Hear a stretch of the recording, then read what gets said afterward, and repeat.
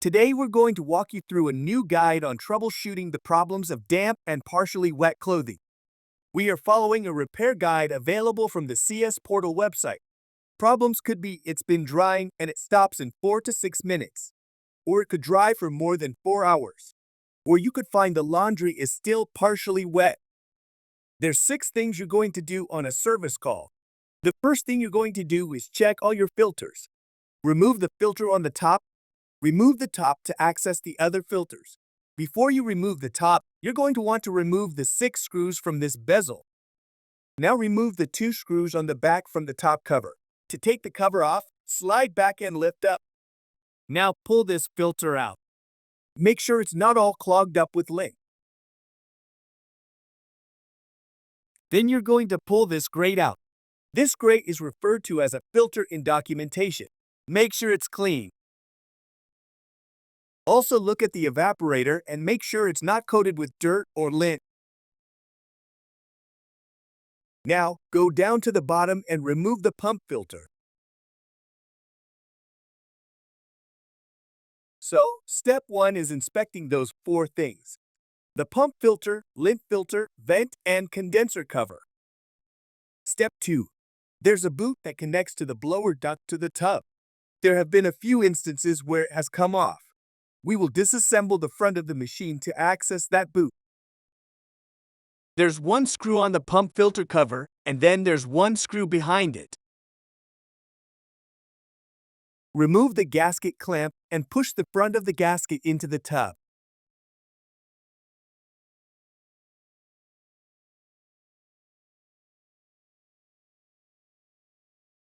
There are 2 screws behind the dispenser tray.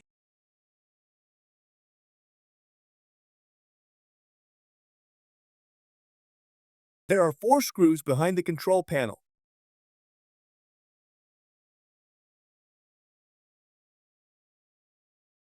Remove the 2 cables from the display PCB.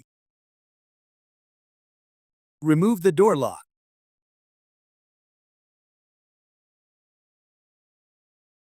Now you can access the heat pump assembly. Make sure the tub boot is secured to the plastic duct coming off the heat pump assembly. It's rare, but there have been a few where this is disconnected. The third check is the condensation hose. It drains condensation from the condenser on top of the unit to the drain pump. If the water can't drain from the condenser, clothes will not dry. Use pliers to remove this hose. Place a cup under the hose to catch any water. Pour a little bit of water here where the filter was. If there is water dripping out of the hose at the bottom, the hose is not clogged up. If that hose is clogged up, it might be clogged where it comes out of the housing. It could also have trash at the bottom of the hose. When done cleaning or replacing the hose, put the machine back together. Step 4 is a compressor check. Notice where the soil and delay start buttons are located. When a cycle starts, these are no longer lit up. So, place your fingers close to the buttons. Select Dry Only and press Start. Press and hold the soil and delay start buttons for about 5 seconds. This will put the unit in test mode. The top number is the test mode. Turn the knob and go to test number 27. This shows the temperature of the sealed system. That's 16 degrees Celsius.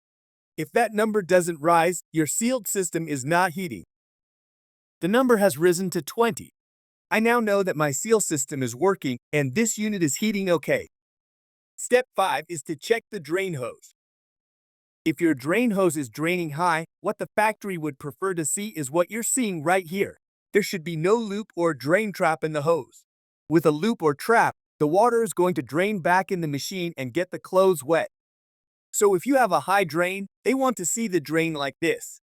Keep the drain height to 1.6 meters or less. Only 10 centimeters of the hose should be in the drain.